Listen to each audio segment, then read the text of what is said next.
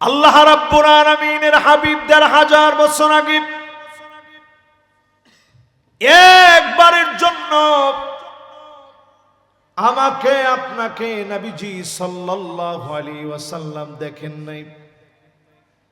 না দেখে নবীজি আমাকে আপনাকে দেখার জন্য নবীজি বলেন, ওয়াদিতু লাউ রাআইনা ইখওয়ানানা, এক নজর যদি আমার ভাইগুলাকে দেখতে পেতাম। সাহাবায়ে কেরাম বলেন, ওগো নবীজি আমরা কি আপনার ভাই না? নবীজি বলেন, না না তোমরা আমার ভাই না, বাল আনতুম আসহাবী, তোমরা তো আমার সাহাবী। ভাই হবে তারা যারা অনেক অনেক অনেক পরে আসবে, না দেখে যারা আমি নবীর উপরে ঈমান আনবে তারা হবে আমার ভাই। প্রিয় আমার হারাগাছবাসী, এটা কি হারাগাছ না? ও আচ্ছা আচ্ছা ঠিক আছে, তাহলে বর্ণিয়া ইউনিয়ন না, হারাগাছের সঙ্গে মানে পাশাপাশি এরিয়া। তাহলে একটু বলেন তো দেখি, আজ থেকে ১,৫০০ বছর আগে নবীজিকে আমারে দেখছেন? নবীজি একটাবার না দেখার পরেও এত ভালোবাসছে, বলছে আহ আমার ওই ভাইগুলারে যদি আমি একটা নজর দেখতে পেতাম। জোরে কোন আল্লাহু আকবার। আমার ভাইয়েরা, নবীজি আমার আপনার জন্য অপেক্ষায় থাকবে। পুলসিরাতের কিনারায় নবীজি সেদিন দাঁড়ায় দাঁড়ায় অপেক্ষা করবে। পুলসিরাত পার হতে গিয়ে কতজনের হাত কেটে জাহান্নামে পড়ে যাবে, কতজনের পা কেটে জাহান্নামে পড়ে যাবে,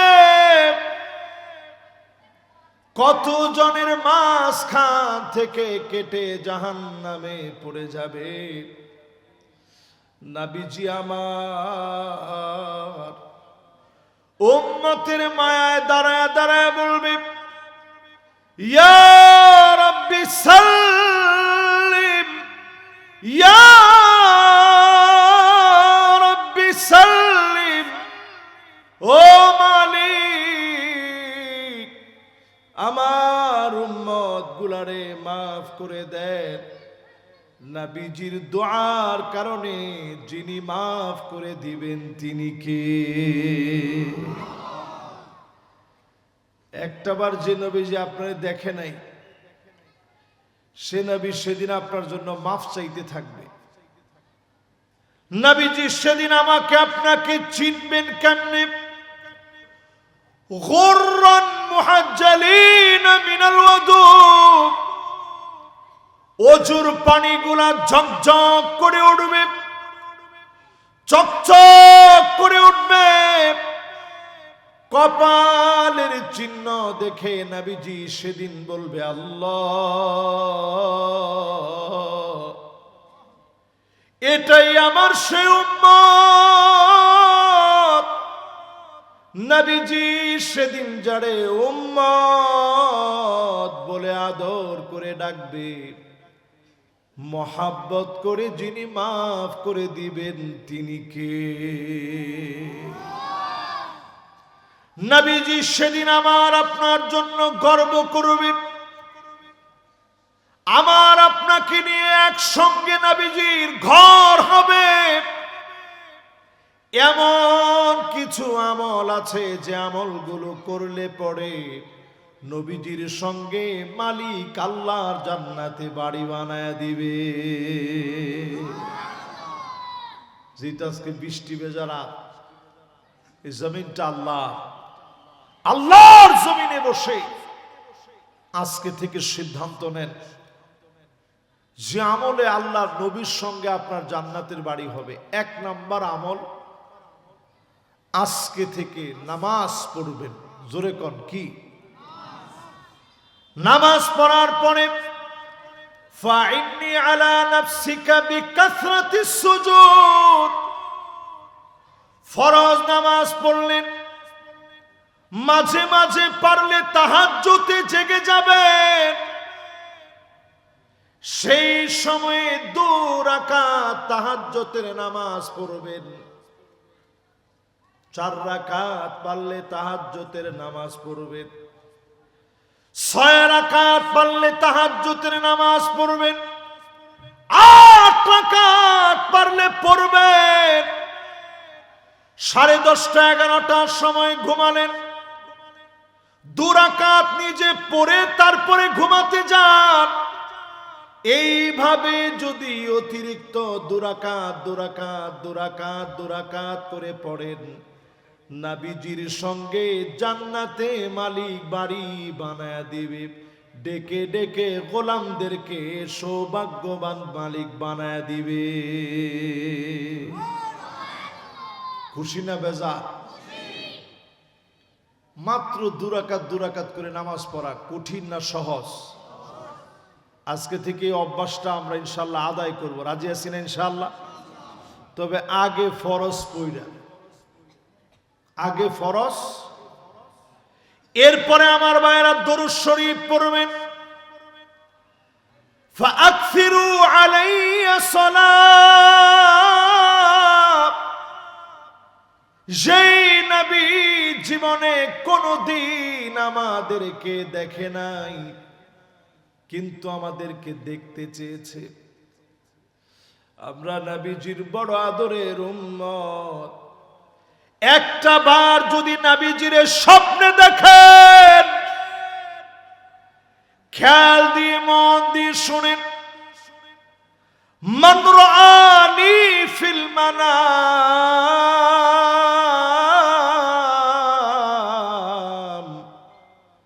ফাকাদ রাআনি ফিল ইয়াকযা, কেউ যদি স্বপ্ন যুগে আমার হাবিবরে দেখে, কেমন যেন বাস্তবে নবীজিরে দেখলেন। فإن الشيطان لا يتمثل بي وفي رواية أخرى فإن الشيطان لا يتشبه بي, শয়তান আমার নবীর আকৃতি ধরতে পারে না। স্বপ্ন যুগে যদি দরুদ শরীফ বেশি বেশি পড়ে, নবীজিকে যিনি দেখায় দিবেন তিনি কে?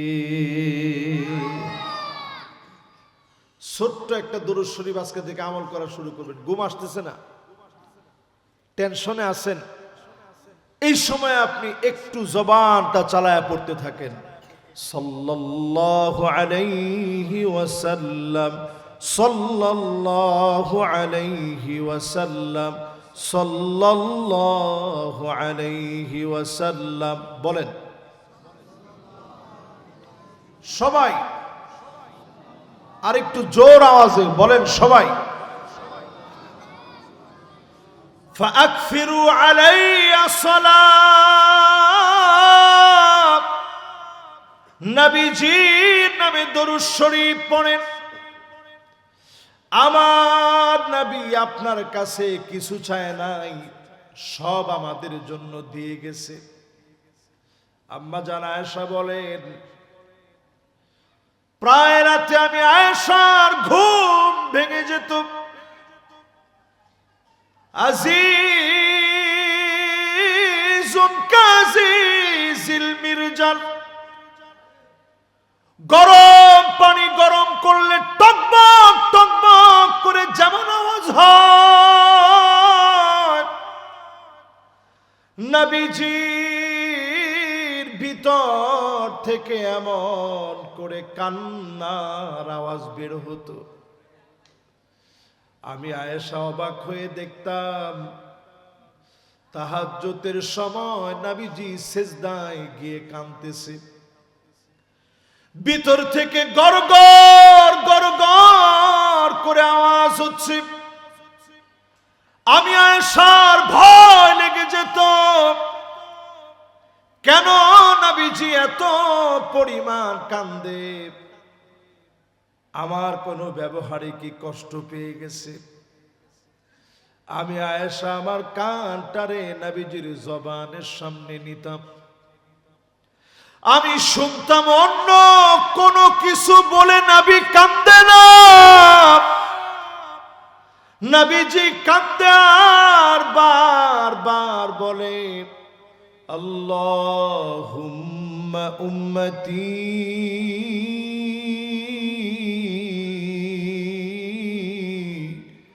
আল্লাহুম্মা উম্মতি ও আল্লাহ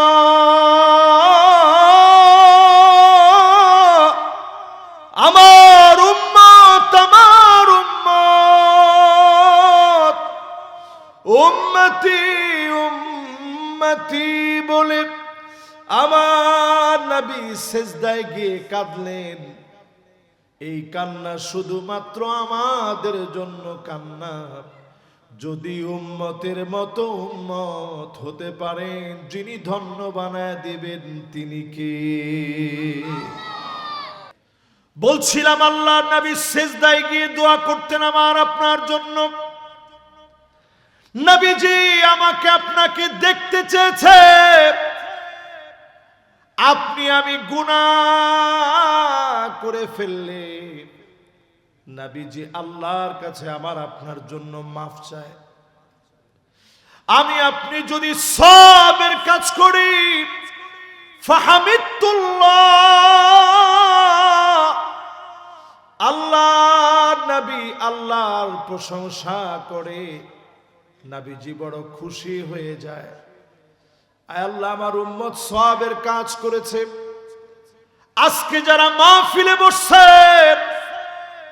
সওয়াবের এই কাজের জন্য নবীজি খুশি, আমার আল্লাহ খুশি, কুল কায়নাত খুশি, হাত্তাল হিতানু ফি জাওফিল মা, পানির ভিতরের মাছগুলা খুশি, এমনকি গর্তের পিপিলিকা পর্যন্ত খুশি। শুধু যদি আল্লাহর দিকে আসেন, আপনাকে কুল কায়নাতের দোয়া দিয়ে যিনি কবুল করাবেন তিনি কে? সব আপনার জন্য দোয়া করবে। এবার একটু আমার দিকে তাকায় বলেন তো দেখি, দরুদ শরীফের আমল করা সহজ না কঠিন? ইয়াতীমদের মাথায় হাত বুলায় দিবেন, সহজ না কঠিন? এই যে আমাদের সমাজে যে ইতিমরা আছে, এদের মাঝে মাঝে হাত বুলায় দিবেন, মজা কিনে দিবেন, তাদের খোঁজ খবর নিবেন। ভাতিজা যদি ইতিম হয়ে যায়, ভাতিজার সম্পদটা বুঝায় দিবেন।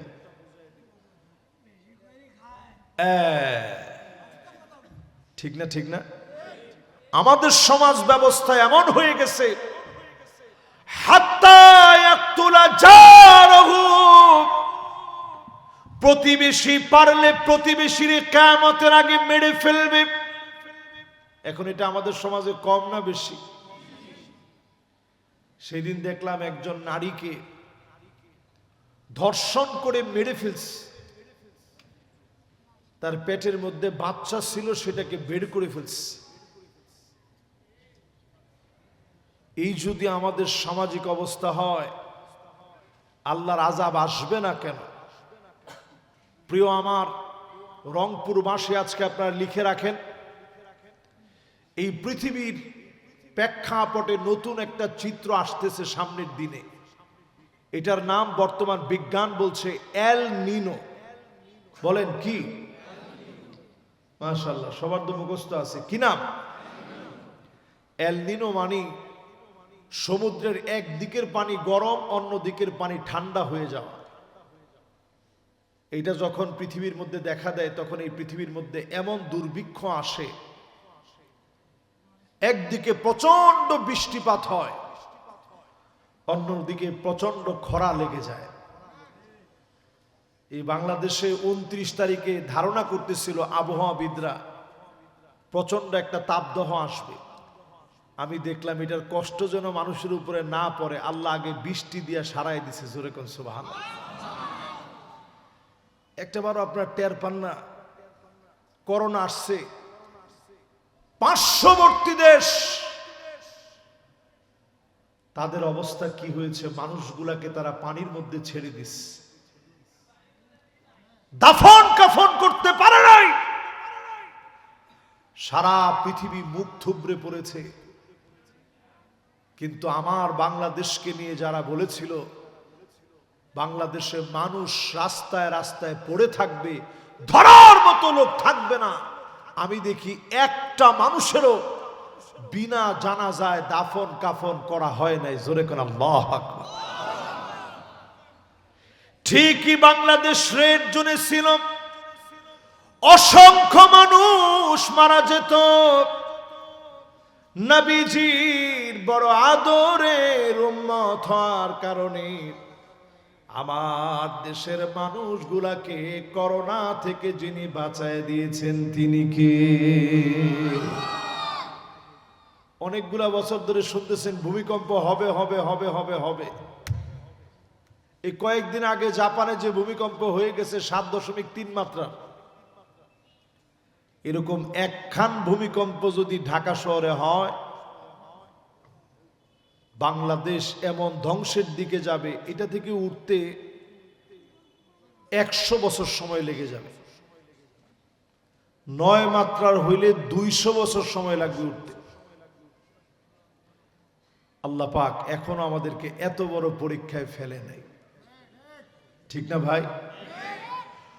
অথচ আপনি আল্লাহর কোরআন খুলে দেখেন, ওয়াত্তাকু ফিতনাতাল লা তুসিবান্নাল্লাযীনা যালামু মিনকুম খাসসাহ ওয়া'লামু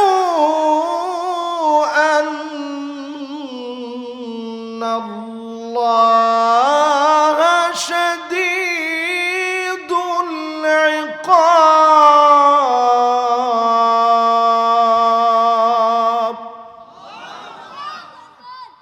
আল্লাহ বলেন, ভয় করো আমারে, আমি আযাব দিলে কাউরে বাদ দিব না, সবগুলারে ধরব। আমরা দেখেছি মক্কা মদিনায় পর্যন্ত নামাজ বন্ধ হয়ে গেছিল, কিন্তু আমাদের দেশে হেফজখানাগুলোতে তালা বাহির দিয়ে বন্ধ, ভিতরে কিন্তু ঠিকই ছোট ছোট বাচ্চারা তেলাওয়াত চালায় গেছে, ঠিক কিনা বলে? মসজিদের ভিতরে গোপনে গোপনে আস্তে আস্তে লোক ঢুকায় ঠিকই নামাজ পড়ছে। ছাদে ছাদে ঢাকা শহরে আমি দেখছি নামাজ শুরু হয়ে গেছে। আল্লাহর বড় মায়া লেগে গেছে। এই দেশ থেকে যিনি করোনাকে উঠায় নিছেন তিনি কে? সে আল্লাহর গোলাম হয়ে আজকের এই মাহফিল থেকে যদি নবীজির সঙ্গে জান্নাতে বাড়ি চান, আজকের এই মাহফিল থেকে আমল পরিবর্তন করেন। আজকের এই মাহফিল থেকে নিজেদেরকে পরিবর্তন করেন, জীবনটারে সাজায় নেন, নবীজির উম্মত বানায় নেন। একটা দুইটা তিনটা মেয়ে আছে, মানুষের মতো মানুষ বানান। আনা ওয়া হুয়া, ওই মেয়ের বাপ আল্লাহর জান্নাতে নবীর সঙ্গে এত কাছে থাকবে, দুইটা আঙ্গুল যত কাছে এত কাছে যিনি জায়গা দিবেন তিনি কে? মাশাআল্লাহ। কেউ উঠেন না, আমরা ইনশাআল্লাহ আল্লাহর একটু ডাক দিই। আল্লাহ এতক্ষণ সময় আপনি দিছেন, মহাব্বতে একটু ডাক দেন, বলেন আল্লাহ, বলেন আল্লাহ। আল্লাহুম্মা হাওয়ালাইনা ওয়ালা আলাইনা, আল্লাহুম্মা আলাল আকামি ওয়াল আজামি ওয়াল যরাবি ওয়া বুতুনিল আউদিয়াতি ওয়া মানাবিতিশ শাজার। বাস, আল্লাহর কাছে একটু সাহায্য চেয়ে নিলাম।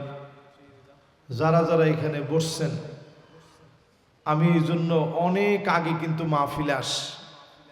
আমি যখন আসছি তখন 8টা বাজে। আমার একটা টার্গেট ছিল যে তাড়াতাড়ি শেষ করে চলে যাব। তো যাই হোক, না ভিজিয়ে টিজিয়ে একবারে যায় না, ইনশাআল্লাহ আমরা শুনবো। আল্লাহ একটু টাইম দিলে আল্লাহর কাছে সব আছে না ভাই, আছে না? জোরে কন্যা আল্লাহু আকবার, একটু হৃদয় দিয়ে ডাক দিয়া কন্যা আল্লাহু আকবার।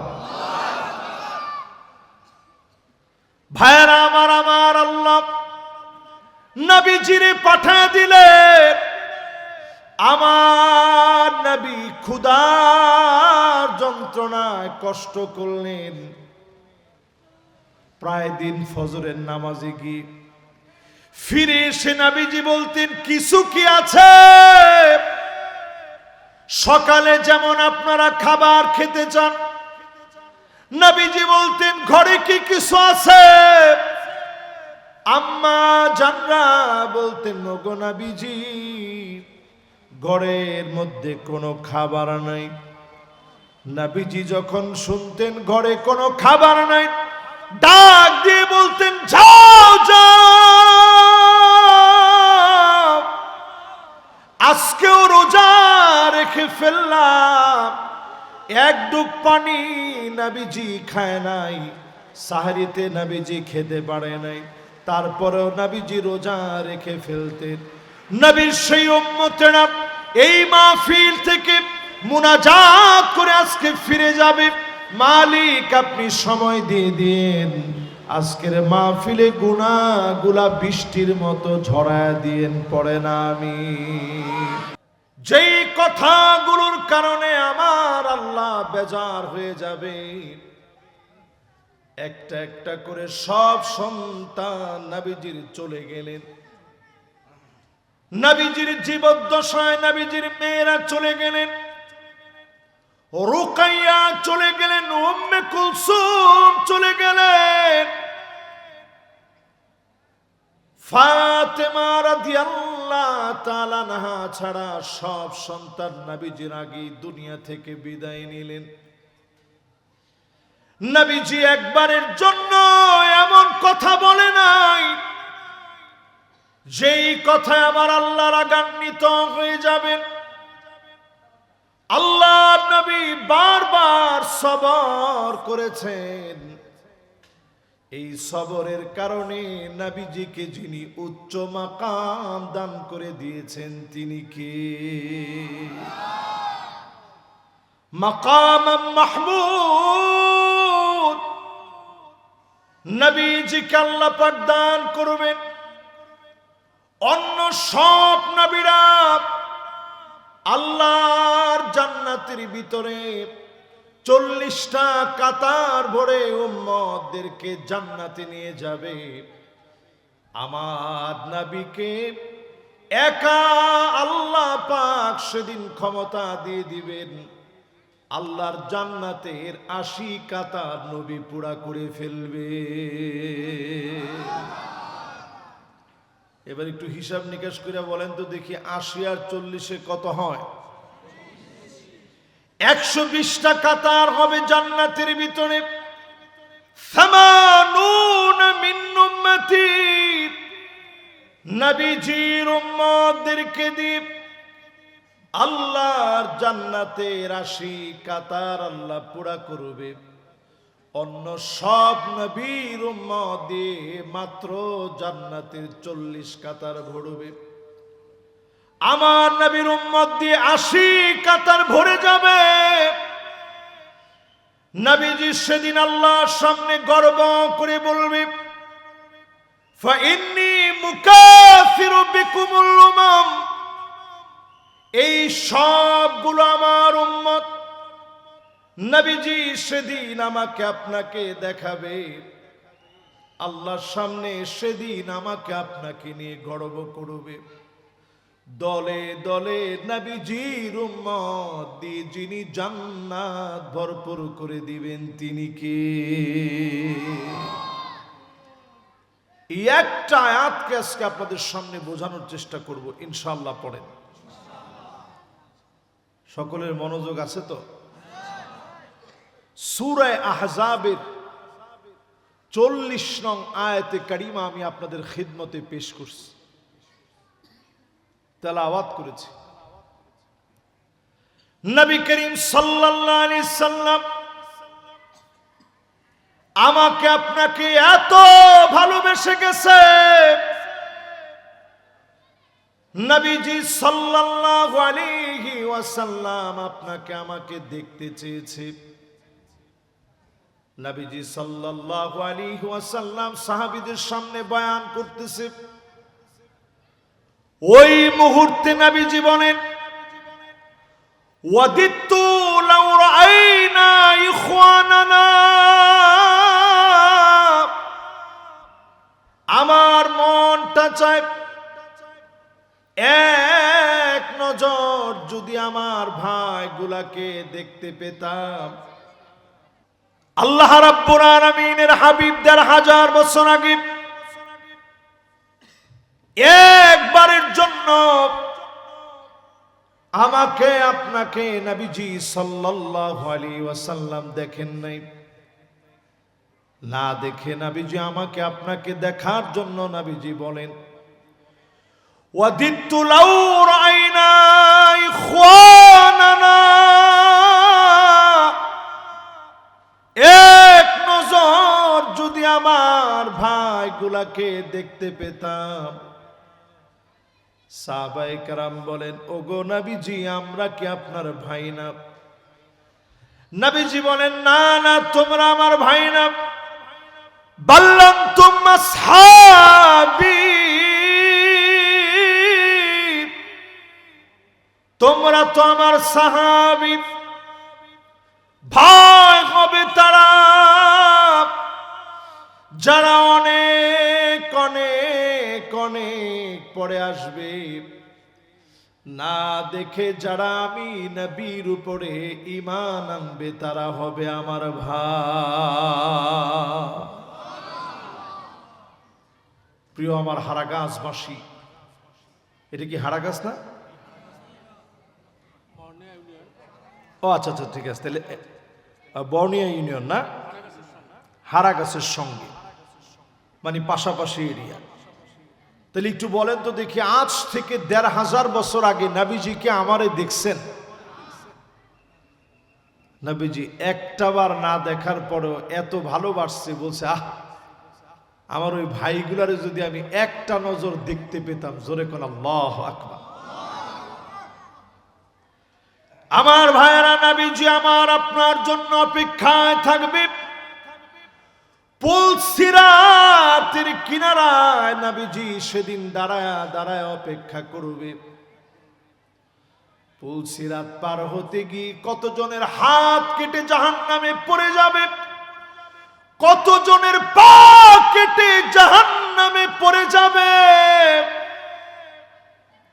কতজনের মাঝখান থেকে কেটে জাহান্নামে পড়ে যাবে।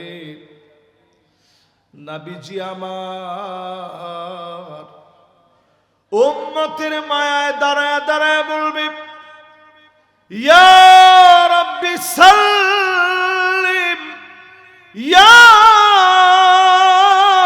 রাব্বি সাল্লিম, ও মালিক আমার উম্মত গুলারে মাফ করে দেন।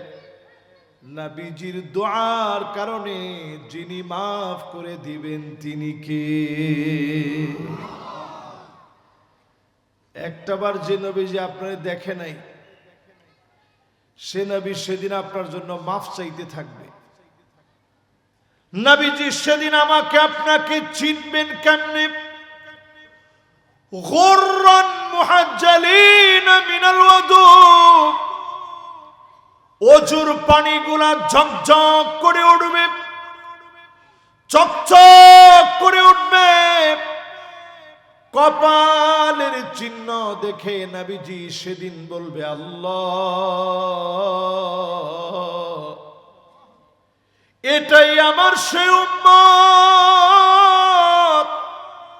নবীজি সেদিন যারে উম্মত বলে আদর করে ডাকবে, মহাব্বত করে যিনি মাফ করে দিবেন তিনি কে? নবীজি সেদিন আমার আপনার জন্য গর্ব করবে, আমার আপনাকে নিয়ে একসঙ্গে নবীজির ঘর হবে। এমন কিছু আমল আছে যে আমলগুলো করলে পরে নবীজির সঙ্গে মালিক আল্লাহর জান্নাতে বাড়ি বানায় দিবে। যেটা আজকে বৃষ্টি ভেজা রাত, এই জমিনটা আল্লাহর জমিনে বসে আজকে থেকে সিদ্ধান্ত নেন যে আমলে আল্লাহর নবীর সঙ্গে আপনার জান্নাতের বাড়ি হবে। 1 নাম্বার আমল, আজকে থেকে নামাজ পড়বেন। জোরে কোন কি? নামাজ পড়ার পরে ফাইন্নি আলা নাফসিকা বিকাসরাতিস সুজুদ, ফরজ নামাজ পড়লেন, মাঝে মাঝে পারলে তাহাজ্জুদে জেগে যাবেন। সেই সময়ে 2 রাকাত তাহাজ্জুদের নামাজ পড়বেন। 4 রাকাত পারলে তাহাজ্জুদের নামাজ পড়বেন। 6 রাকাত পারলে তাহাজ্জুদের নামাজ পড়বেন। 8 রাকাত পারলে পড়বেন। 10:30 11টার সময় ঘুমালেন, 2 রাকাত নিজে পড়ে তারপরে ঘুমাতে যান। এইভাবে যদি অতিরিক্ত 2 রাকাত করে পড়েন, নবীজির সঙ্গে জান্নাতে মালিক বাড়ি বানায় দিবে। ডেকে ডেকে গোলামদেরকে সৌভাগ্যবান মালিক বানায় দিবে। খুশি না বেজা? মাত্র 2 রাকাত করে নামাজ পড়া কঠিন না সহজ? আজকে থেকে অভ্যাসটা আমরা ইনশাল্লাহ আদায় করব। রাজি আছি না ইনশাল্লাহ?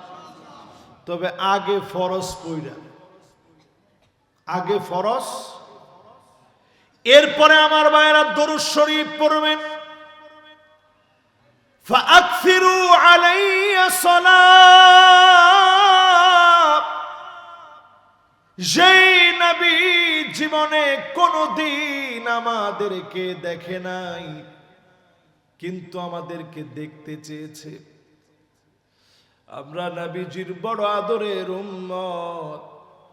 একটা বার যদি নবীজির স্বপ্নে দেখেন,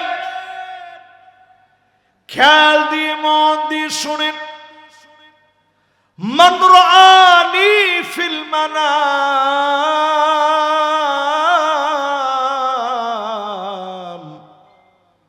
ফাকাদ রাআনি ফিল ইয়াকযা। কেউ যদি স্বপ্ন যুগে আমার হাবিবরে দেখে, কেমন যেন বাস্তবে নবীজিরে দেখলেন। فإن الشيطان لا يتمثل بي وفي رواية أخرى فإن الشيطان لا يتشبه بي। শয়তান আমার নবীর আকৃতি ধরতে পারে না। স্বপ্ন যুগে যদি দরুদ শরীফ বেশি বেশি পড়ে, নবীজিকে যিনি দেখায় দিবেন তিনি কে? ছোট্ট একটা দরুদ শরীফ আজকে থেকে আমল করা শুরু করবেন। ঘুম আসতেছে না, টেনশনে আছেন, এই সময় আপনি একটু জবানটা চালায়া পড়তে থাকেন। সাল্লাল্লাহু আলাইহি ওয়াসাল্লাম, সাল্লাল্লাহু আলাইহি ওয়াসাল্লাম, সাল্লাল্লাহু আলাইহি ওয়াসাল্লাম। বলেন সবাই, আর একটু জোর আওয়াজে বলেন সবাই।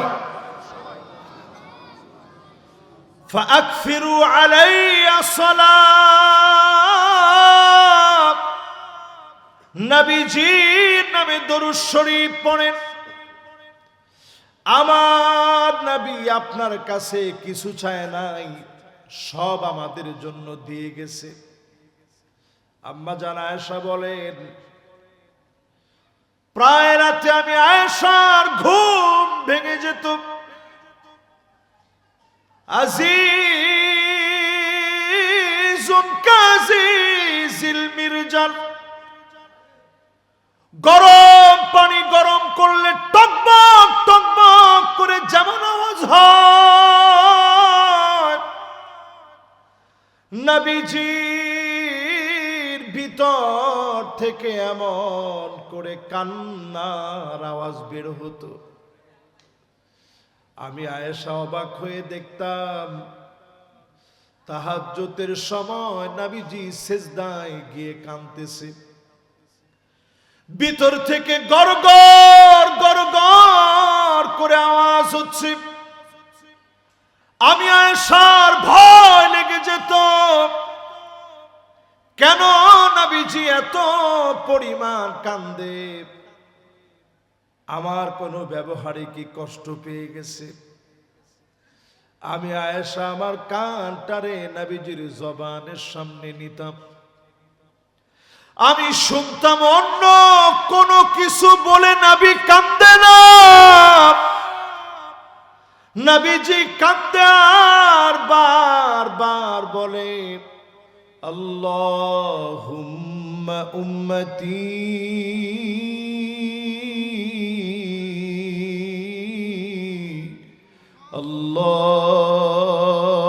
আল্লাহুম্মা উম্মতি ও আল্লাহ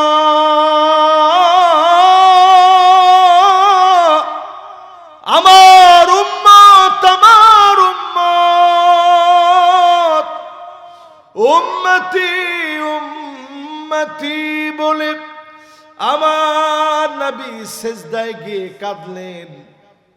এই কান্না শুধুমাত্র আমাদের জন্য কান্না, যদি উম্মতের মতো উম্মত হতে পারেন, যিনি ধন্য বানায় দিবেন তিনি কে? বলছিলাম আল্লাহর নবী সিজদায় গিয়ে দোয়া করতেন আমার আপনার জন্য। নবীজি আমাকে আপনাকে দেখতে চেয়েছে, আপনি আমি গুনাহ করে ফেললে নবীজি আল্লাহর কাছে আমার আপনার জন্য মাফ চায়। আমি আপনি যদি সবের কাজ করি, ফাহামিদুল্লাহ, আল্লাহ নবী আল্লাহর প্রশংসা করে, নবীজি বড় খুশি হয়ে যায়। আয় আল্লাহ, আমার উম্মত সওয়াবের কাজ করেছে, আজকে যারা মাহফিলে বসছে সওয়াবের এই কাজের জন্য নবীজি খুশি, আমার আল্লাহ খুশি, কুল কায়নাত খুশি, হাত্তাল হিতানু ফি জাওফিল মা, পানির ভিতরের মাছগুলা খুশি, এমনকি গর্তের পিপিলিকা পর্যন্ত খুশি। শুধু যদি আল্লাহর দিকে আসেন, আপনাকে কুল কায়নাতের দোয়া দিয়ে যিনি কবুল করাবেন তিনি কে? সব আপনার জন্য দোয়া করবে। এবার একটু আমার দিকে তাকায় বলেন তো দেখি, দরুদ শরীফের আমল করা সহজ না কঠিন? ইয়াতীমদের মাথায় হাত বুলায় দিবেন, সহজ না কঠিন? এই যে আমাদের সমাজে যে ইতিমরা আছে, এদের মাঝে মাঝে হাত বুলায় দিবেন, মজা কিনে দিবেন, তাদের খোঁজ খবর নিবেন। ভাতিজা যদি ইতিম হয়ে যায়, ভাতিজার সম্পদটা বুঝায় দিবেন।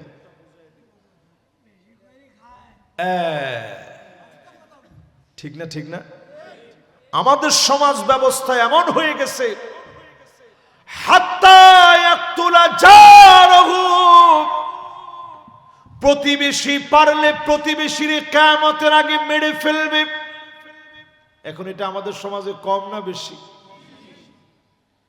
সেদিন দেখলাম একজন নারীকে ধর্ষণ করে মেরে ফেলছে, তার পেটের মধ্যে বাচ্চা ছিল, সেটাকে বের করে ফেলছে। এই যদি আমাদের সামাজিক অবস্থা হয়, আল্লাহর আযাব আসবে না কেন? প্রিয় আমার রংপুরবাসী, আজকে আপনারা লিখে রাখেন, এই পৃথিবীর প্রেক্ষাপটে নতুন একটা চিত্র আসতেছে সামনের দিনে। এটার নাম বর্তমান বিজ্ঞান বলছে এল নিনো। বলেন কি? মাশাআল্লাহ, সবার তো মুখস্থ আছে। কি নাম? এল নিনো মানে সমুদ্রের এক দিকের পানি গরম, অন্য দিকের পানি ঠান্ডা হয়ে যাওয়া। এটা যখন পৃথিবীর মধ্যে দেখা দেয় তখন এই পৃথিবীর মধ্যে এমন দুর্ভিক্ষ আসে, একদিকে প্রচন্ড বৃষ্টিপাত হয়, অন্যদিকে প্রচন্ড খরা লেগে যায়।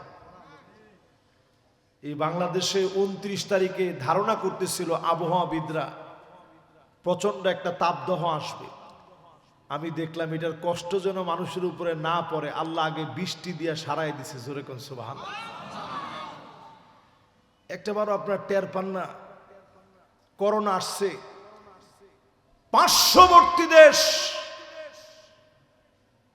তাদের অবস্থা কি হয়েছে? মানুষগুলাকে তারা পানির মধ্যে ছেড়ে দিস, দাফন কাফন করতে পারে নাই।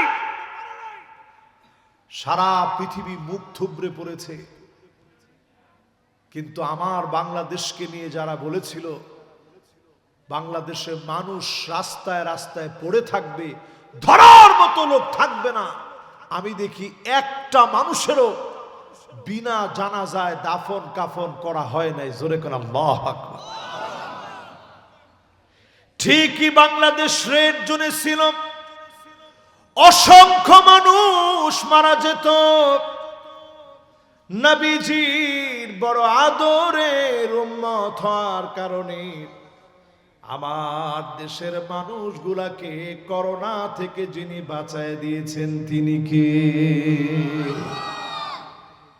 অনেকগুলা বছর ধরে শুনতেছেন ভূমিকম্প হবে হবে হবে হবে হবে। এই কয়েকদিন আগে জাপানে যে ভূমিকম্প হয়ে গেছে 7.3 মাত্রা, এরকম একখান ভূমিকম্প যদি ঢাকা শহরে হয়,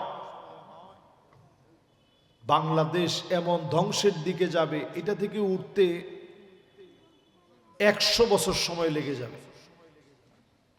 9 মাত্রার হইলে 200 বছর সময় লাগবে উঠতে। আল্লাহ পাক এখনো আমাদেরকে এত বড় পরীক্ষায় ফেলে নাই, ঠিক না ভাই? অথচ আপনি আল্লাহর কোরআন খুলে দেখেন, ওয়াত্তাকু ফিতনাতাল লা তুসিবান্নাল্লাযীনা যালামু মিনকুম খাসসাহ ওয়া'লামু